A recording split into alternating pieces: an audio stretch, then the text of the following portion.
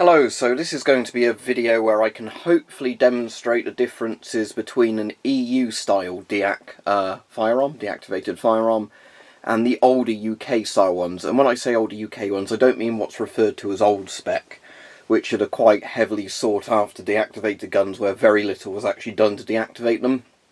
Basically, enough was done to make it sort of not worth the effort for a criminal to reactivate the firearm, but it was sort of, it meant most of the action and everything was still intact and strippable for people that wanted to do sort of drills with the firearm. So the Bren gun on the left is an EU spec deactivated Bren gun. The SLR on the right is the UK spec, sort of what I guess you'd call the middle spec, the one that was, the sort of deac spec through most of the 2000s. So the main differences from what I can tell, because obviously you can get lists online where they list all the things a gun has to be deactivated by, but bear in mind, different classes of guns have to be deactivated in different ways. So you'll find bolt action rifles have probably had the least done to them, and shotguns. They generally just have a cut to the barrel with normally like a weld done inside the barrel to sort of block it. The firing pin is removed. Sometimes bits of the action are ground down, etc. But generally all of the action works, it just doesn't connect to anything. And interestingly, that's sort of the case with the Bren gun, because as you can see with this Bren gun, you can charge it, the trigger pulls, the safety moves as well. However, what I will show with the Bren gun is you first of all cannot remove the barrel. Like, one of the famous things of the Bren gun is how easy and quick it is to remove the barrel. You should be able to lift this bit up to unslot the barrel. That's welded shut, that doesn't work. You can obviously put magazines in this, there's welds done to it there. Now, I don't know how visible that is going to be on the camera, but let me just try and show you this, because this is quite interesting. So basically, what they've done here is, as well as the weld being done there is also some bits inserted into here, like a block. Hopefully you can see that, there's like a block there.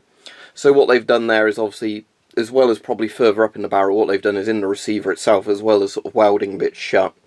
They've essentially just welded a bit of metal in there, which is obviously designed to make it much more difficult for somebody to drill through it or whatever and get it working again. So there's that. But also at the back of the Bren, it's impossible to open the back bit up, because what they've done is they've also welded the pin in there so you can't open the receiver up. So it seems what the EU spec deacs mostly seem to do is do a lot more welding to the receiver. So it would be a lot more work to get a receiver working again. Whereas, if I show you with, for example, this UK one, with the SLR, the trigger is actually welded on here, unlike the EU one, which is interesting. The dust sort of cover, extractor cover, is welded shut. The charging handle on this one does still move, but it's not actually connected to anything. So it's just basically a loose bit of metal. I've got other sort of UK spec deacs from the same time though, where the charging handles are totally welded. But in general, with the UK style ones, what you can do is open up the receiver, and if they've got dust covers, you can generally remove the dust covers, and then what you can see there, look, is that basically you can see that there's welding done to the sort of trigger group in there. And you can also see that bits of the receiver and actions that are still in the gun have been welded into there. So the idea is that through this system, you've got basically a thorough enough deac. Both of them are pretty thoroughly done. I mean, I prefer them like this. I mean, I'd rather have this have moving triggers and everything. I mean, sometimes depending on how the action works in the gun, I guess will depend on how the charging handle can move or not. Because if you've got a action where the charging handle is directly connected to a block in the receiver, for example, then obviously, yeah, it's not going to be connected to anything, because obviously this bit would move that if it wasn't welded in place. Whereas with the Bren gun, the actual spring on the charging handle is going further back and it's not connected to that part of the receiver, so that's why I guess that bit can still move. Now, with a lot of these guns as well, the gas systems have sometimes been disconnected and blocked up as well, but thankfully on all of these so far, I've not had any deac guns where the magazines are welded in, because that's a thing I had heard people complaining about, but I've never actually bought a deac gun that's been like that. It wouldn't surprise me if some countries do deactivate guns in that style. but it seems a bit pointless because in the UK you are fully legally able to buy pretty much any magazine you want. We don't have restrictions on mag size or anything like that. And again, I think the logic is that, you know, because ammunition is hard to get, and because it'd be very hard to get a functioning firearm without a Section 1 sort of FAC or whatever, there's no point, you know, really limiting mag size. Because I think the thing people need to remember is that black markets and things like that will always exist. And the problem is simply saying, you know, we're going to limit law-abiding people in more and more ways isn't going to stop criminals with a market for sort of, you know, illegal weapons and ammunition and whatever else. It's a bit like, as I've always said before, the drug trade. You know, legalising is generally the most sensible thing, because that way you know the exact quality of sort of items people are getting, and you can monitor it and you can potentially even tax it.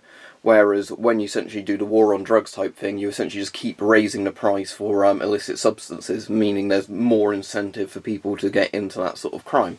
Not that I'm condoning it, of course. It's a horrible thing, but, you know, obviously the more the price of and sought after something gets because it's made legal, the more competition there is between sort of gangs, mafias, you know, all that sort of stuff, to control the flow cartels of these substances. So anyway, that hopefully gives you a quick idea of the differences, because all of my UK DACs of this style, all of them the receivers open up, even if bits are welded shut inside them. This is my first EU Spec DAC, because they're generally the cheapest now of all the DACs in the UK. So like I said, the least desirable from sort of bits done to them.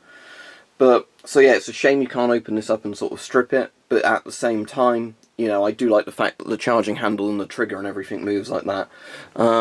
Interestingly enough, the SLR and the Bren have both the exact same style charging handle, in the sense that they're designed to flip open, you cock it, and then they're meant to slam shut on the spring. Obviously that doesn't because it's disconnected, but just interestingly to show you, look, with the Bren, if that's in frame, pull it back and it closes like that when it slams forwards, so it doesn't catch on things. So there you go. Hopefully that's explained it well enough, but basically most of the deactivating it seems with the EU guns, probably plus, you know, welds and cuts to the barrel and all that as well, seems to mostly be stopping you opening up the receiver and playing about with the receiver, whereas it seems a lot of the sort of previous UK DACs were done to sort of just moving parts on the gun, as in you could open the receiver up but all the bits inside had either been removed or, you know, welded shut. And again, the reason a lot of countries have stricter DAC rules, you might ask them just like, why aren't the firing pins removed, is because it would be very easy for somebody to put a new firing pin in a gun. And don't forget as well, firearms, like these are DAC firearms. In the UK you can legally own obsolete caliber firearms, and I have 2 obsolete caliber firearms, because once they're obsolete calibers they only class as firearms if you're actually getting ammunition for them and shooting them, otherwise they're basically just a collector's item. So for example, my Schmidt-Rubin's a good example of this. Fully working action in it, no cuts or welds of the barrel at all, it's in perfect integrity to shoot. But because it's an obsolete caliber, the logic is that you'd have to certainly go out of your way to try and get, you know, old style ammunition for it. So that's why basically the law says they are legal to own without a license, whereas with, you know, actual firearms you need a Section 1 for them. Because basically you need a Section 1 if you were to take them out and shoot them, or purchase ammo for them legally. But the point is that because they're a gun where the ammo is so hard to find, because they're not, you know, standard modern mass-produced calibers, I think the idea is that, you know, there's not really going to be that sort of ammunition floating around on the black market to be bought easily. So anyway, there we go, hopefully that's explained it. But as far as I can tell, EU DACs seem to have a lot more done to the receivers than the sort of UK DACs do. So again, if you wanted a DAC gun to really play about with, you'd want probably an old spec, as they call them, because that's the ones where nearly everything is intact. There's just generally cuts done to the barrel, you know, a weld here or there, and the firing pin is removed, meaning that, you know, if you wanted to strip it and put it back together, you could probably do that minus 1 or 2 parts. Whereas obviously the newer spec DAC guns, because they try and make them more deactivated, you'll find a lot more of the gun is just literally welded solid into a chunk of metal. Now obviously a point I would make is, if you're in a country that's not the UK, you can buy replica firearms without many issues, and in lots of other countries it's probably much more worth buying replicas and DACs, especially when, you know, the price of replicas might be like 1/3 to 1/10 of that of a DAC.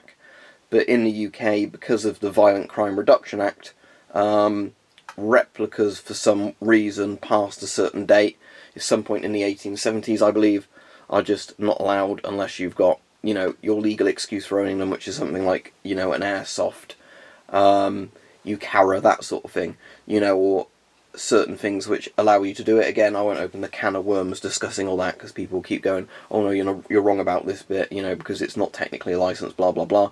But the point is, you can't simply go into a shop and buy them, is the point, unlike a deactivated gun, for example.